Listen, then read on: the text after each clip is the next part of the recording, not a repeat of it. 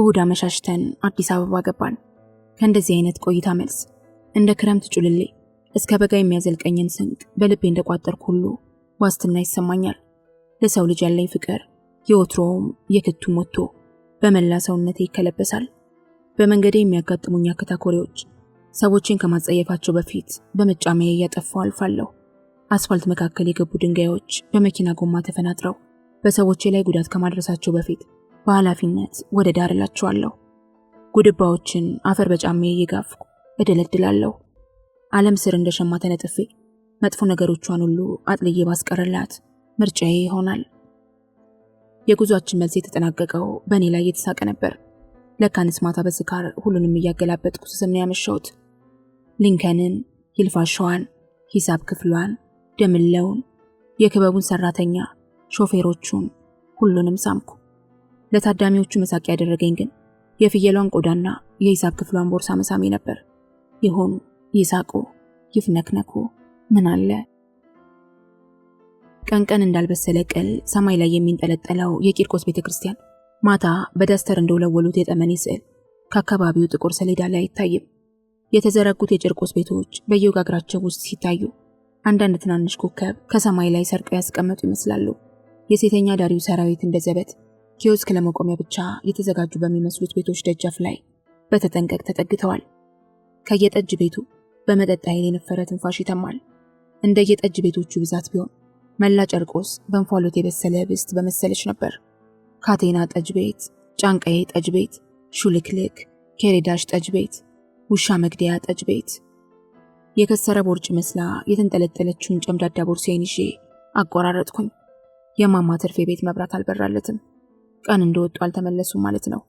በየጠጅ ቤቱ እየዞሩ እየጠጡ በሆነ ባልሆነው ሲነፈርቁ ያመሹና ፊታቸው በእንባቸው ሰንበር የወላድ ጭን መስሎ ወደ የቤታቸው ይመለሳሉ። ምን እንደሚያስለቅሳቸው ከመገመት ምን እንደማያስለቅሳቸው ማጥናት ይቀላል። ቡቡ ናቸው። ሞግዚቷ ጥሩነሽ ቤታቸው የቆጠራ ቤት መስሎ በልጆች ጩኸት ተበጥብጧል። ከግቢያችን ፊት ለፊት ያለችው የማማ ሸምሲያ ሱቅ ዛሬም በጎረምሶች እንደተከበበች ነበር። በጉዞ እንደተዳከምኩ ያወቅኩት የግቢያችን እንዳገት ስወጣ ነበር። የአክስቴ ቤት ግልጥልጥ ብሎ እንደተከፈተ ነበር። ብዙ ጭንቅላቶች እኔን ለማየት ተገጫጩ።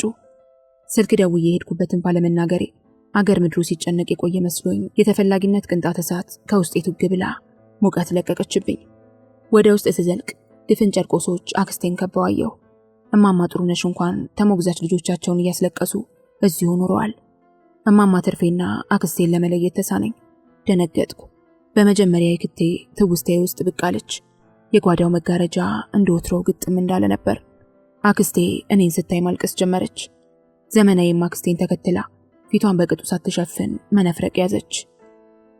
ይህች ግማታም ጠፋች እኮ አለችኝ። የአክስቴ አይኖች እናቴና አባቴ የተጋደሉበትን ዘመን አስታወሰኝ። ማን እንደጠፋ ወዲያው ቢገባኝም ማን አልኩ እንደደነዘዝኩ ቆሜ። ኩንዬ ናታ ብላ ዘመናዊ ወፍ የጀመራቸው በስልሾ ላይ መሰሉ ነፍራቅ አይኖቿን በአውራ ጣቷና በመካከለኛው ጣቷ ተጭና ማልቀሷን ተያያዘች። ምን እንደምል ምን እንደማደርግ የማውቅ አልመሰለኝም። የጓዳውን መጋረጃ ገልጬ ወደ ውስጥ አየሁ። የክቴም እያለቀሰች ነበር። ስትመለከተኝ ግራ ቀኝ በሚረግጥ ድምፅ እኔ ያለችኝ። ምን ማለቷ ይሆን? ምን ማድረጌ ይሆን? ምን እየሆነ ይሆን? የክቴ ለኩኑ መጥፋት ራሷን እየወቀሰች ነው ወይንም የችግሩ ዋነኛ ተጎጂ እሷ መሆኗን እየገለጸችልኝ ነው? እቅጩን አላወቅኩትም። አይዞሽም አላልኳት። ወደ ግሯ ለመውደቅ ዘመም እንዳለች ቢገባኝም ቀናም ሳላደርጋት ፊቴን አዙሬ ወጣሁ። እኔም እንደ የክቴ ሕይወቴ ለዘለዓለሙ ያዘመመ መሰለኝ። ሰው ማጣት በቃኝ። ከዚህ ዓለም መከራ ሁሉ ፈጽሞ የማልችለው በሕይወት እያሉ ሰውን ማጣት ነው። ኩንዬ ፊቴ ድቅን ያለች መሰለኝ። አኩራፊ ፊቷ ምን ነው መልሳ ያኮረፍሽ መስሎኝ። እኔቴ ግን ታኮርፍ ነበር። ይከፋት ነበር ማለት ነው። ካልሆነማ ከምታውቀው ቤት ወደማታውቀው ባዕድ ፊት ትኮበልል ነበር። ወዴት? ዓለም ለመጀመሪያ ጊዜ ተንቦርቅቃ ታየችኝ።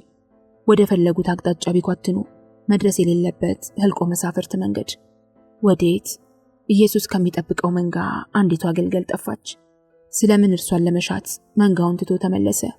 መንጎቹ ያችኑ ሌሊት ሌላ አገልገል ይሰጡት አልነበረምን? ግልገል በግልገል ይተካል፣ በግ በበግ፣ ድመት በድመት፣ ሰው ብቻ ነው በሌላ ሰው የማይተካ። እኔ እንጃ፣ ወይም አንዲቷን ዶሮ ሌላኛዋ ትተካም ብሎ ለመደምደም ዶሮ መሆን ሳያስፈልግ አይቀርም። ጆሮዬን ሳነቃው ለቅሶ ቀጥሏል። እኔ ግን ልቤ እንደ በር ማስደገፊያ ድንጋይ ከብዶ ቀረብኝ። መፈለግ አለብኝ አልኩና የበሬ ፊኛ የመሰለች ሻንጣዬን ወደ ቤቴ ወርውሬ ወደ ውጭ አመራሁ። የመንገድ መብዛትና መወሳሰብ ማግኘትን እንጂ መፈለግን አይገታም። አላግኛት ግን እፈልጋታለሁ። እንደ መጥምቁ ዮሐንስ የበረሃ ስብከት ይሆናል። ቢሆንም ኩንዬን ፍለጋ 2 ምሽትና 2 ቀን አዲስ አበባ ውስጥ ማሰንኩ። ፈልጌ ስላጣኋት ኪሳራ አልተሰማኝም። ለካንስ ማስኖ መና መቅረት የሚመጣው መማሰንን እንደ ግብ ካለመቁጠር ነው። ብዙ መሸታ ቤቶችን አሰስኩ። መንገድ ዳር ተወዳዳሪዎችን በሙሉ ጠየቅኩ። ሴተኛ ዳሪዎችን አማከርኩ። አሰሪና ሰራተኞችን አባበልኩ። ሲኦል ወረድኩ። እንጦሮንጦስ አሰስኩ። የለችም። በመጨረሻ ዛሬ አመሻሽ ላይ አንድ ሰው ፍለጋዬን በስልት እንዳደርግ ጠቆመኝ። ፖሊስ ጣቢያ ማመልከትና ሆስፒታል ማጠያየቅ እንዳለብኝ አስረዳኝ። እንዴት ሳላስበው ቆየው። በፍለጋ ወቅት አቅራቢዬ ወደ ነበረው 4ኛ ፖሊስ ጣቢያ መራው። ግን ገና ጅማሬው ላይ ችግር ተፈጠረ። የኩንዬን ትክክለኛ ስም አላውቀውም። ቤት ስደውል እማማ ሸምሲያ አክስቴን አቀረቧት። ተገኘች አለ ስትል ከሩቅ ይሰማኛል። የደወልኩበትን ስጠይቃት የስድብ መዓት አወረደችብኝ። ጀልጋጋ፣ መቼም እንግዲህ ልጁን አንስተ የሰጡኝ ግማታ። ከስድቧ ጋር ሱቁ ጋር የሚሰበሰቡት ጎረምሶች ሲስቁ ይሰማኛል። የነገረችኝ ስም ለማስታወስ ከጣርኩበት አቅጣጫ ውጭ ነበር። ራሄል አስታጥቄ። ራሄል። እኔ ያደግኩበት ቤት እንዲህ ያለ ስም መኖሩን ተጠራጠርኩ። ኩንዬ ስላት የምትቀርበኝን ያህል በራሄል ልቤን አልጠገዋለች። ለነገሩ ስሟን ለዕለት ሁኔታ መዝጋቢ ፖሊስ ነግረው ምራቁን ፊቴ ላይ የረጫጨ ትላንት ተመዝግቧል አለኝ። ከኔ የተሻለ ውጤታማ ፍለጋ ያደረገ ሰው እንዳለ ገባኝ። ቢሆንም በፍለጋዬ አንድ ልብ ያላልኩት ጥማቴን እንዳረካ ሆኖ ተሰማኝ። ፍለጋዬን ኩንዬ ብትገኝም የማቆመው አልመሰለኝም። ግን ያ እንደ ስውር ጥማትና ረሃብ ሰውነቴን ያደከመው ጥያቄ ምን ነበር? የግቢያችንን በር ስከፍት እማማ ሸምሲያ ማቶ አሉኝ። በሩን ገፍ አደረግኩ። ዞር ብዬ አየኋቸው። ኑር ሐሰን ይገልቢጢ ወይ አትልም አሉኝ። ከሻሻቸው ያመለጠ የሽበት ዘለላ የቀለጠ የብር እንባ መስሎ ቀይ ፊታቸው ላይ ይጫወታል። ተንጠባጥበው የቀሩ የሚመስሉ 2 ጎረምሶች የሱቁን ግድግዳ ተደግፈው ቆመዋል። ሲልኪ ተፈልጌ ነበር ማናት? ኑር ሐሰን ጠፋ። በራሳቸው ሳቁ። በቀጭኑ የተዘለዘለ የብርቱካን ልጣጭ የመሰለ ጠቋሚ ጣታቸውን አፋቸው ላይ አድርገው አሰቡ። ማን እንደደወለልኝ አውቄያለሁ። ከጉዞ በኋላ ለ2 ቀን ወደ ስራ አልሄድኩም። በስልክ ሊንከንን አግኝቼ ያስፈቅጄዋለሁ። የወፍሲም ያላት አሉኝ። ፈገግ ብዬ ሶረኔ አልኳቸው። አዎ እሺ ብዬ በከፈቱት በር ሰተት ብዬ ገባሁ። እማማ ሸምሲያን ሲጠሩኝ ወይ ብያቸውና አመስግኛቸው አላውቅም። ሲሰድቡኝም ቅር ያለኝን ቀን አላስታውሰውም። እሳቸውም የሚቀየሙኝ አይመስለኝም። የአክስቴ ቤት ለመጀመሪያ ጊዜ ተቆልፎ አየሁ። ሶረኔ በማስበው ነገር ውስጥ ተሰንቅራ እንዳትቀር ተፍጨረጨርኩ። ስሟ አደናጋሪ እንደሆነ አውቃለሁ። አንድ ሰሞን አስታውሰው የነበረው የ6 ዓመት ልጅ የፊት ጥርሱ ሲወልቅ ወላቃ ሆኖ እንዳይቀር ወፋን በሚለማመንበት ግጥም ነበር። ሶረኔ የኔን ጥርስ ላንቺ፣ ያንቺን ጥርስ ለኔ። ቆይቼ ግን ግጥሙ ራሱን እየቀየረ ሲመጣ ታዘብኩት። ሶረኔ የኔን ልብ ላንቺ፣ ያንቺን ልብ ለኔ። አሁን ግን እሷን ማስታወስ አልፈልግም በፍጹም። የኩኑን መጥፋት ተከትሎ ስላደረብኝ እንግዳ ስሜት ስለሱ ብቻ ምን ነበር? ሆን ብዬ ወደ ትውስታዬ እንዳይገባ ስከላከል የነበረው ጉዳይ ነው ዛሬ ስሜት ሆኖ የመጣው። የጉርምስና ዘመኔ አይሆንም። እሱን ጨቁኜ በእኔ ላይ የነበረውን የበላይነት ነጥቄዋለሁ። ሆን ብዬ ላይምሮዬ እንደሌለ በመንገር እንዲሰርዘው አድርጌያለሁ።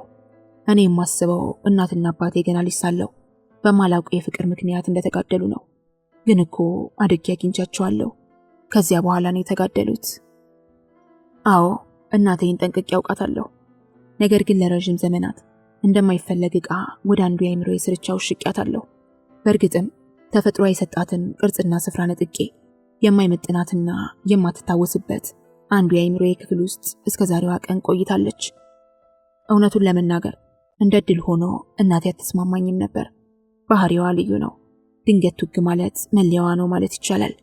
ጸቧ የጨዋ ሰው ጸብ አይደለም። በእርግጥ የዋህነት ተፈጥሮ አለባት። ታዲያ ምን ያደርጋል? በስልቹነትና በወረተኝነት ታጠፋለች።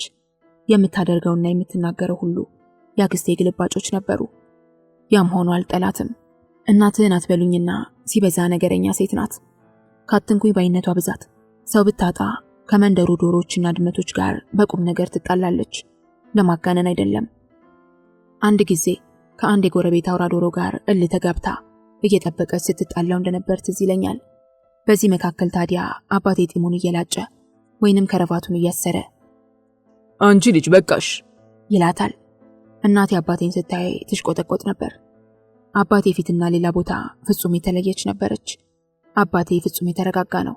ውቅያኖስ የወንዞችን ድንፋታ አውጦ በልበ ሙሉነት ባለበት እንደሚቆይ አባቴም የእናቴን ሁለመና ተቆጣጥሮታል። አንዳንድ ጊዜ ቱግ ስትል ዝም ብሎ ያያታል። የእሱ እርጋታ የእሷን እረፍተ ቢስነት ያገነዋል። በጥቂት ደቂቃዎች ውስጥ ራሷን ታዝባ ዝም ትላለች። አባቴ ውጭ ቆይቶ ሲመጣ ልጆች እያለን የሚገባው እኔን ብቻ ሳይሆን እናቴንም እንደ ልጁ ነው የሚቆጥራት። እሷም አባቴ ትለዋለች። እናቴ ብስጭትንም ሆነ ደስታን የሚታገስ ባህሪ የላትም። በዚህ ላይ ለመሰላት ነገር ግትር ናት። እንዲሁም ቀልዷ የሰውን ስሜት ያገናዘበ እንዳልሆነ አውቃለሁ። የአንድ ጓደኛዋ ልጅ አይኑ ተሸናግሮ ተወለደ። ታዲያ በዚህ ልጅ ክፉኛ ትቀልድበት ነበር። እሷ ያወጣችለት ቅጽል ስም ለረጅም ጊዜ አብሮት ቆይቷል። ውድንብሩ ትለው ነበር። እናቴን አሁን ሳስታውስ በፊቴ ድቅን ያሉት መበላለዝ ቢጀምሩም ለጥቁርነት ባደላው ጠይም ፊቷ ታግዘው ደምቀው የሚታዩ ጥርሶቿ ናቸው። በዚህ ላይ በመካከለኛ ቁመት ምጥን ያለ ቅጥነት። አንዳንድ ጊዜ ያክስቴ የት መሆኗን በቁመኗና በመልኳ ሳይሆን በባህሪዋ ነው የማረጋግጠው። ልጅ እያለሁ በእናቴ እናደድ የነበረው የአባቴን ፍቅር በመሻማቷ ነበር። እንደ ኩያዋ ትጣላኛለች። ውጪ ውጣና ተጫወት ትለኛለች። እምቢ እላታለሁ። ክፉ ትለኛለች። አንቺ እላታለሁ። በእኩያሞቹ መካከል አባቴ ጣልቃ ይገባል። በተረጋጋ ድምፅ ተው ልጆች ይለናል። ልጅ ነው እናት አባት ጭን ላይ መቀመጥ ያለበት። እሷ ግን ከኔ ተሽቀዳድማ አባቴ ጭን ላይ ትቀመጣለች። አባቴ ለቀደመ መቀመጫ ወንበር ነበር። ስንጣላ ተው ልጆች ይለናል። አሁን ሳስበው እናቴ በእድሜ ለኔ እንጂ ለአባቴ በጣም ሩቅ ነበረች። ዕቃ ሲወድቅባት አካሌ ትላለች። አካለ ወልድን በጣም አሳጥራ። እኔም የተበለጥኩ መስሎኝ ዕቃ እየጣልኩ አካሌ ላለሁ። እናቴ እንደምቀኛዋ ታየኛለች። ልጅ እያለሁ እንኖር የነበረው መኮንኖች ሰፈር ከጃን ሜዳ በላይ ነበር። አባቴን አሁን የማስታውሰው ደጅ ስንጫወት ድንገት ከደረሰ ቅጠልያ ቀስተ ደመና መስሎ ይጎብጥና ሰማይን በሙሉ ይሞላብኝ ነበር። ከሰማይ ላይ የረገፉ ጥንድ ጥንድ ኮከቦች ትከሻዎቹ ላይ ይፈልቃሉ። የምንጫወተውን የምንሰራውን ሁሉ ባንክሮ ይመለከትና ታያለሽ፣ ይሄ ልጅ ትልቅ ሰው ይሆናል ይላታል። እናቴ ተው ይጫወትበት ብላ እጁን እየጎተተች ወደ ውስጥ ይዛው ትገባለች። ለኔ አዝና እንዳልሆነ አውቃለሁና እከተላለሁ። ጸብ ይነሳል። አንዳንድ ጊዜ ድንገት ካጠገቤ ሰውራ መኝታ ቤት ይዛው ትገባለች። ፈልጌ ሳጣቸው ደጅ ሆኜ ያለቅሳለሁ። በግምት የ8 ዓመት ልጅ በሆን ነው። አክስቴ ጉዞ ድንኳን መስላ ትንሽ ሳጥን ላይ ተቀምጣለች። አባቴ ይሻላል አላችሁ ይላል። የተረጋጋ መልክ የማየው አባቴ ላይ ብቻ ነው።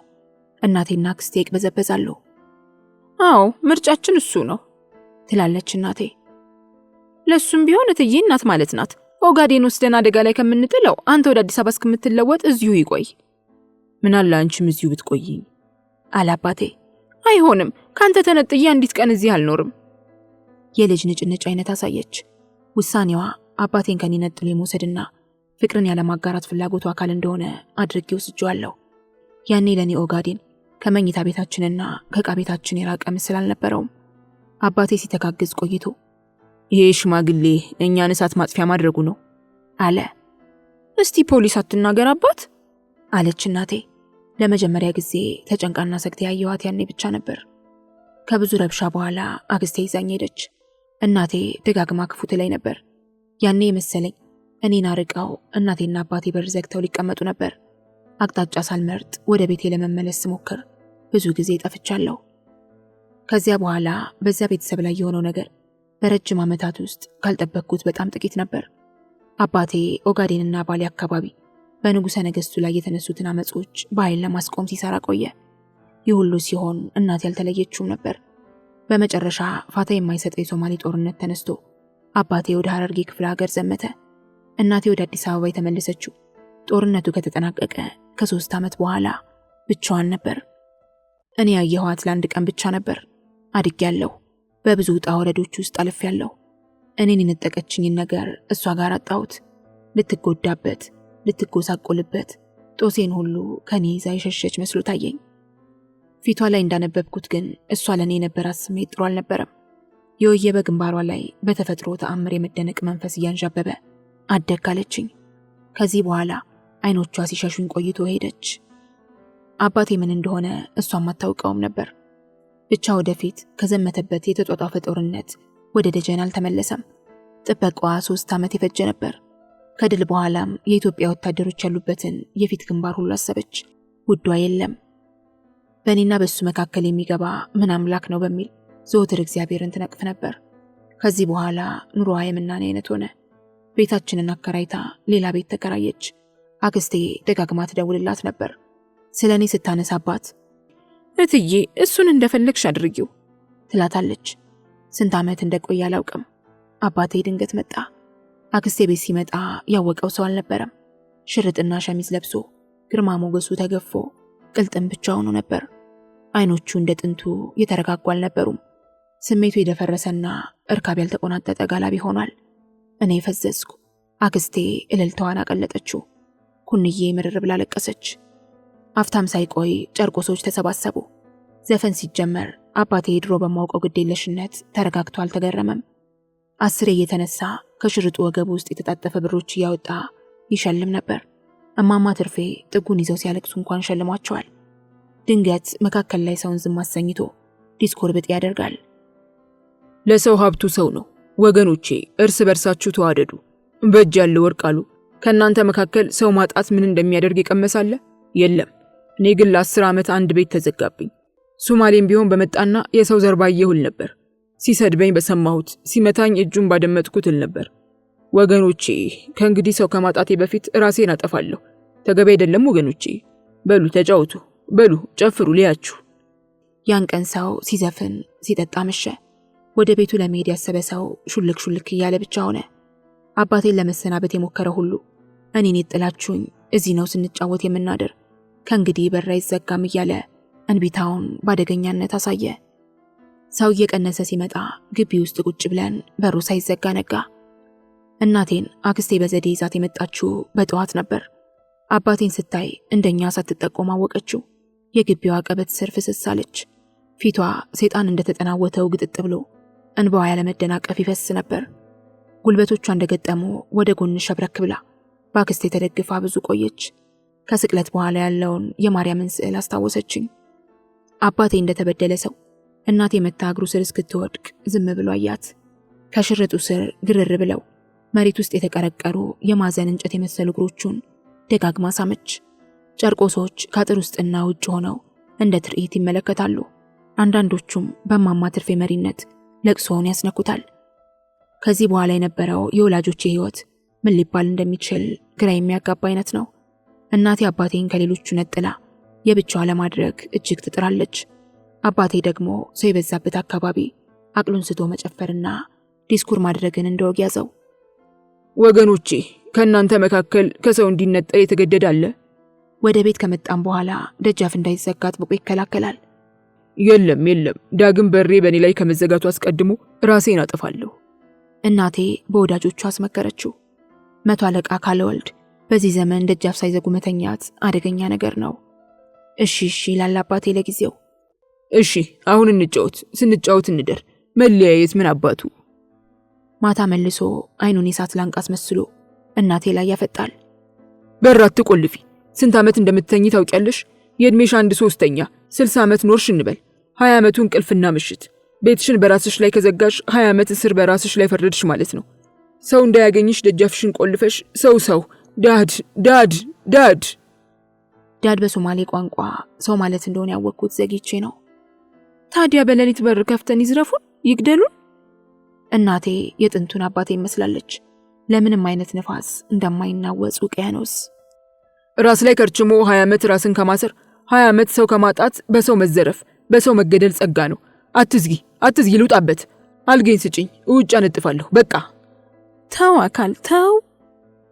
እንደውም ሱማል እንዲህ ይላል፣ ናጋሃ ዋቃዩ ሊዳ ካሳር ሲቃቶ እዩ ሲርዲቲ ቦጋቶ። ምን ማለት መሰልሽ? የሴት መጥፎ ማነች ቢሉ ያለ ጊዜ የምትተኛ። እውነት ነው። እንደውም አንዳንድ ጊዜ ውጭ አንጥፈው ይቀመጣሉ። በመጨረሻ ገድሏት ሞተ። ሞት የኦጋዴንን ያህል ሩቅ ይሆን? እንደ ፍቅር ሽሽታቸው ዘመን ፈልጌ እንደማላገኛቸው ያወቅኩት ዘግይቼ ነው። ሞት ማለት ለፍለጋ እድል የማይሰጥ አቅጣጫ የለሽ መደበቂያ ስፍራ ነው ስላስባለሁ። አንዳች ስፍራ አባቴ የድሮ ባህሪውን ከጠፋበት አግኝቶ እናቴም የጥንቱን ሆና በፍቅር ይኖራሉ። እኔ ግን እንዳልፈልጋቸው ተፈርዶብኛል። ሞት ይኸው ነው። ማቶ ብንን አልኩ። እንቅልፍ እንኳን አልወሰደኝም። ካልጋዬ ላይ ተነስቼ ነጠላ ጫማ ስፈልግ አንዲት አይጥ በእግሮቼ ላይ ሽር ብላለፈች። ከአክስቴ ጋር ወደሚያዋስነኝ ግድግዳ መጽሐፍ መደርደሪያው ስር ገባች። አይጦችን አምርሬ አሳድጄ ለመግደል አልሞክርም።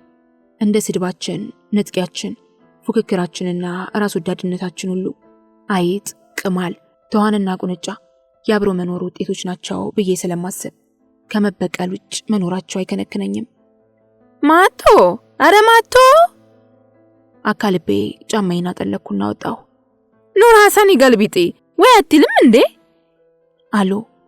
ፊታቸው በጨለማ ውስጥ ያለውን ጥቂት ብርሃን ተቀብሎ ወገግ በማለቱ በሻማ ዙሪያ የተደፋ የቀይዳማ ጨርቅ ፊኛ መስሏል። እንደሰማኋቸው ሲያረጋግጡ ፊታቸውን ከሰገገበት ሳብ አድርገው ጠፉኝ። ስልክ እንደሆነ ስላወቅኩ ተከተልኳቸው። ሱቃቸውን እንደ እጅ ጣት እኩል ያልሆነ ቁመት ያላቸው ጎረምሶች ከበውታል። የስልኩን እጀታ አቀበሉኝ። ሃሎ፣ አስቀያሚው መልአክ ነህ? ቷ ልቤ ሶረኔን ማዜም ጀመረ። ምን ነው ጠፋህ? በደህና? ደህና ነኝ።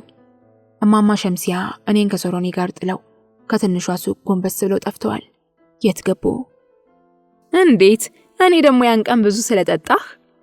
ደህንነቴ ሰውን ሲያሳስብ፣ ያውም ሶረኔን ላቅመሳት እንደደረሰ ደረቅ ገለባ በትንሽ ብልጭታ ቢል እቀጣጠላለሁ። ሙቀት፣ የልብ ስርቅታ ጉልበቴን በግራ እጆቼ ዳበስኳቸው። ግን ደህና ነህ? ደህና ነኝ። ነገ እመጣለሁ። የደረሰብኝን እዚያው አጫውትሻለሁ። እንዳትቀር እሺ? እሺ። ስልኩን ዘግቼ ወደ ቤቴ ሳመራ ከህይወት ትኩሳት ወደ ሞት ንፍዘት የሚሄድ መሰለኝ። ያክስቴ ቤት ያለ ወትሮው አንድ አይና ድመት መስሎ በጨለማው የተንጠለጠለበት ክብ ቁልፍ ያብረቀርቃል። ቁልፉ የኩንዬ መጥፋት የሚናገር የሐዘን መግለጫ ሆኖ ታየኝ። የክቴስ የተዛነፈው የደቡብ በር ክፈፍ በብርሃን አልተከበበም። መብራት አልበራም እዚያ ውስጥ። ቁልፉን መስበር ቢያሰኘኝም አንድ ዳተኛ ስሜት መጥቶ እየገፈታተረ ወደ ቤቴ መንዳት ብቻ አይደለም፣ ሶረኔን አቀረበልኝ። ሶረኔ። ብዙ ሰዎች በህብረት የዘመሩት መሰለኝ። ወራጅ መዝሙር አዳመጥኩ። የሚንፎለፎለው ዝማሬ ማጥለያ እንደተደቀነለት ሁሉ ጓጓላው ድምፅ እየሰፈፈ የላመው ዘቀጠ እና የወንዶቹ ድምፅ ብቻ ሶረኔ ይል ጀመር። በዚህ መካከል ደግሞ አንድ እንስት ቀጭኔ ድምፅ በአባቴ ወኔ አይዟችሁ ዘምሩ፣ ሌሊቱን እንርታው ወገኖቼ ትላለች። ከአልጋዬ ጋር እንደደረቀ ቁስል ተጣብቄ ነበር። የመገሽለጥ ያህል ተነሳው። ፊቴን ለመታጠብ የውስኪ ጠርሙሴን አየሁ። ባዶ ነበር። ሁሉም ነገር ወደ ኩንዬ መጥፋት የሚያመራ የሐሳብ ሰበብ ሆነብኝ። የጠርሙሴን አፍ ከመዳፌ ጋር እያላተምኩ በተገኘው እርጥበት አይኔን ብቻ ደባብሼ ወጣሁ። ሆን ብዬ ያክስቴን ቤት አላየሁም። የዘመናዊን የቆርቆሮ ቤት የማየት ልምድ ስለሌለኝ አልተቸገርኩም ነበር። እንደ አንድ ቀሽም ገጸ ባህሪ ህይወት ብዬ መፈላሰፍ አሰኘኝ። ቂርቆስ የምትነቃው በሰዓት አይደለም፣ በብርሃን ብዛትና በሙቀት መጠን ነው። ፀሐይ ካልወጣች ከቤቱ የሚወጣ ጨርቆሴ በጣም ጥቂት ነው። የማማ ትርፌ ቤት በሩ በቅዝቃዜ ወርዝቶ እንደርሳቸው ይነፈርቃል። እማማ ጥሩነሽ እንቁላል ጥብስ የመሰለ ቢጫ ቋጠሮ የተቀላቀለበት ውሃ ውስጥ የሽንት ጨርቅ እየነከሩ ያወጣሉ። ሁልጊዜም የልጆች ጨርቅ የሚያጥቡበት መንገድ ይኸው ነው። ከነ ክርፋቱ ያሰጡታል። ጠጅ ቤቶች፣ አረቄ ቤቶችና የሴተኛ ዳሪ ደጃፎች እንደተከረቸሙ ናቸው። የጨርቆስ 90 እጅዎት ከነዚህ ይመነጫልና መንደሯ ባትነቃ አይፈረድባትም። የቂርቆስ ቤተክርስቲያንን ግንብ ታክኬ በባቡር ጣቢያው ድልድይ አቆራርጬ ለገሃር አውቶቡስ ተራ እስክደርስ አካባቢው እንደተለሸለሸ ነበር። 31 ቁጥር አውቶቡስ ብትቆምም በሷ አልሳፈርም። እርግጥ ቀጥታ 6 ኪሎ ታደርሰኛለች። እኔ ግን ሙሉ ቁጥር ባላት በ32 ተሳፍሬ ላምበረት ወርድና ከዚህ 10 ቁጥርን ይዛለሁ። ምን ገንዘብ ቢኖረኝ ከታክሲ ይልቅ በአውቶቡስ መሄድ ያስደስተኛል። ለብቻ አንድ ወንበር ይዞ ካለው በመነጠል መጓዝ እንደ ድሎት መተርጎሙ አይገባኝም። መስሪያ ቤቴን ለ4 ቀን ሳይሆን ለ4 ዓመት የተለየሁት ሆኖ ተሰማኝ። ብዙ ሰዎች ተሰልፈው እየተፈተሹ ይገባሉ። ስራችን ያስቀኛል። በዚች ሀገር እርምጃና እድገት ውስጥ የምናክለው ወይም የምንቀንሰው ነገር ያለ አይመስለኝም። ትምህርት ሚኒስቴር፣ ጤና ጥበቃ ሚኒስቴር፣ መንገድና ትራንስፖርት ሚኒስቴር፣ ሁሉም ሚኒስቴር መስሪያ ቤት በሩብ ዓመት፣ በግማሽ ዓመትና በሙሉ ዓመት ይህን ሰራን ብለው ሪፖርት ያደርጉልናል። ወይንም በሚቀጥለው ዓመት ይህንን እንሰራለን ይሉናል። እኛ ከየአቅጣጫ የተገኙትን ቁጥሮች እያሰላን አገሪቱ እዚህ ደረጃ ደርሳለች፣ ለሚቀጥለው እዚህ ትደርሳለች እንላለን። ያልነውን ለማረጋገጥ አሰራራችንን የሚፈትሽ የለም። አምና ያልነውን እኛም አናስታውስ። ብቻ ስራችን ክረምቱን ያጣድፈን ይከመርና በጋ ላይ ስራ ፈት እንሆናለን። ስራ ፈትነታችንን እንዳለፈው አይነት ጉዞ አድርገን በፌሽታ እንቀበላለን። ግቢውን እንዳለፍኩ ወደ ሰው ኃይል ጥናት ክፍል አጠፋልኩ። ቢሮዎቹ የበግ ቅርጽ ይዘው ተደርድረዋል። የበግራ ግር ጫፍ የሶረኔ ቢሮ ነው። ከሷ ቀጥሎ ያለቃችን የሊንከን ቢሮ አለ። ሶረኔ ጸሐፊው ብትሆንም ሊንከንን ለማናገር ሶረኔን ጠይቀን አናውቅም። እሷን በእኔ በኩል እለፉ አትልም። የእኔ ቢሮ ከሶረኔ ቢሮ ፊት ለፊት ይገኛል። ጠረጴዛዬ ላይ ሆኜ ሶረኔ ትታየኛለች። ቀደም ሲል እንኳን ቢሮዬ ከመደዳው 2 ቢሮዎች ቀጥሎ ለብቻዬ ነበር። አንድ ቀን ስዩም እግዚአብሔር መጥቶ እንድቀይረው ለመነኝ። መለመን እንኳን አይደለም ጠየቀኝ። ብቻዬን አንድ ቢሮ ውስጥ ስለነበርኩም እሱ የተመደበበት ቢሮ ውስጥ 5 ተጨማሪ ሰዎች ስላሉ ጨንቆት ኖሯል። ለኔ ለውጥ የለውም ነበርና በደስታ ቀይሬው 5 ሰዎች ጋር ተቀላቀልኩ።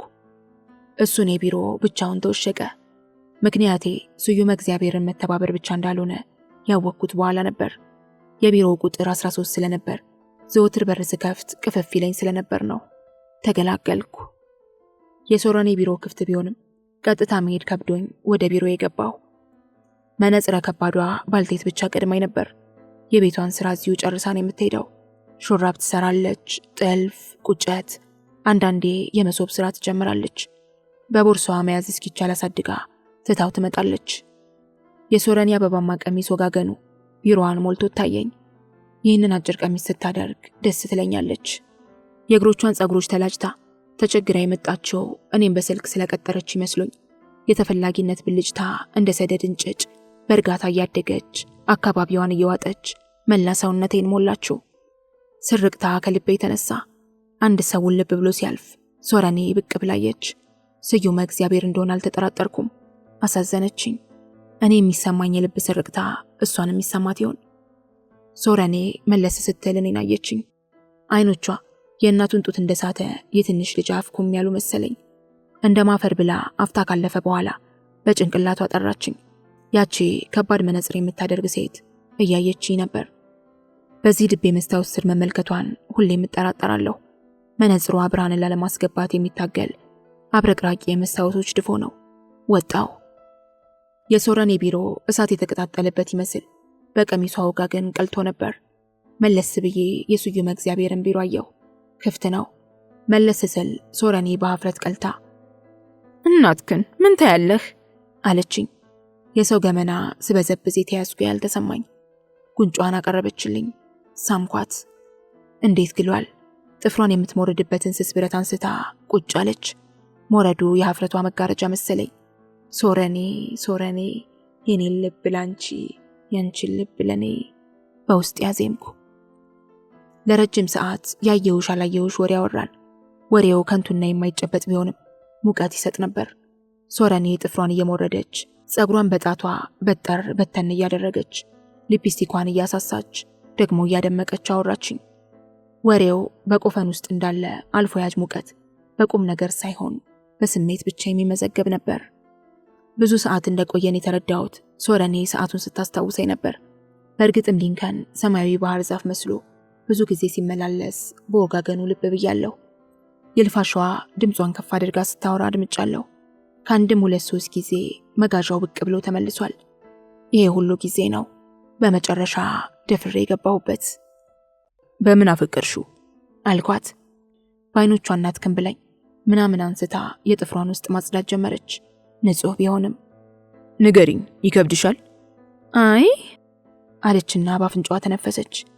እስኪ አንተ ንገረኝ፣ እሱን ማፍቀሬ የገረመ ትመስላለህ። ለምን? እንዳስጨነቅኳት የገባኝ በእሷ ጥያቄ ሲጨነቅ ነበር። እንደምታውቂው እንደሚገባሽ ስዩም እግዚአብሔር አስቸጋሪ ሰው ነው።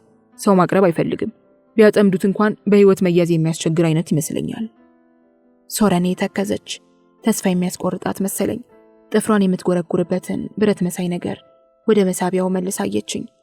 ያስረቅታ ተነስቶ ወደ ጉልበት ያሽቆለቆለ። ወንድ ወንድን የሚመለከትበትና ሴት ወንድን የምታይበት መንገድ ይለያያል መሰለኝ አለችኝ። ልክ ነሽ፣ ግን እኮ እሱ ባህሪ ላይ የመስሪያ ቤታችን ሰራተኞች ወንዱም ሴቱም ተመሳሳይ ግንዛቤ ያለ ይመስለኛል። አይምሰልህ፣ ብዙ ሴቶች የሚያልሙትና አቅፈውት ቢያድሩ ደስ የሚላቸው የሚፈሩትን ወንድ ነው። ራሴን በሴቶች አይን አየሁ፣ የሚስቁበትንና የሚንቁትንስ። ስዩም እግዚአብሔር ከሰው የሸሸው በፍቅር ጉዳይ ይመስለኛል። ዳግመኛ ላለመጎዳት ልቡን ይጠራጠራል። ቢቀርቡት እንደሚያፈቅር ያውቀዋል። ስለዚህ ከአጥር ውጭ የሚያልፍ ሰው ላይ ይጮሃል። የፍቅር ሰው ነው። የጥላቻ ቢሆን ኖሮ በፈገግታ እያቀረበ ሰዎችን ይጎዳቸው ነበር አይመስልም? ብላ የምስር ፍንካች ብግሮቿን መዳበስ ጀመረች። ሶረኔ አዲስ ሚስጥር እንደገለጸችልኝ ሆኖ እየተሰማኝ ቀኑን ሙሉ አልኩ። በኋላ ግን ስላፈቀርኳት ሐሳቧን አከበድኩላት እንጂ ሴቶች ጋር ብቻ ሳይሆን በወንዶችም ያለ ነው። እኛ ወንዶችም የምንፈራትን ሴት በእጅ ለማስገባት በሐሳብ እንደኳተንን ነው። ለምን ይሆን?